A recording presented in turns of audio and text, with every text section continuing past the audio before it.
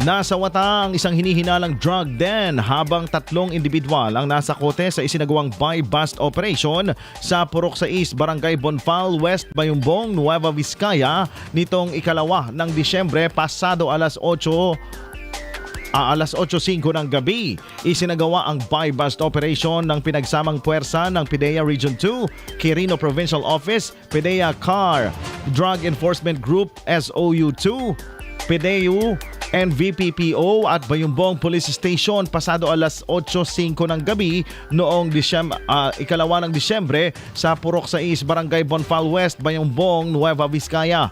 Nasamsam ng mga otoridad ang 15 heat-sealed plastic sachets na naglalaman ng pinaghihinalaang shabu na may timbang na humigit kumulang 7 gramo at tinatayang nagkakahalaga ng 47,600 pesos.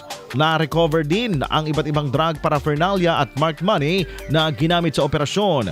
Kinilala ang mga suspect na sina alias Mon, 30 anyos, residente ng Barangay Bonfal West, alias Bundoy, 31 anyos ng Barangay Bangar, Solano at alias Lee, 28 anyos ng Barangay Bonfal West, Bayumbong. Ayon kay PIDEA Regional Office 2, Regional Director Gil Cesario Castro, mas paigtingin ang kampanya ng PIDEA laban sa operasyon ng iligal na droga sa rehiyon, lalo na ang pagbuwag ng mga drug dens sa pamamagitan ng coordinated interprovincial operations.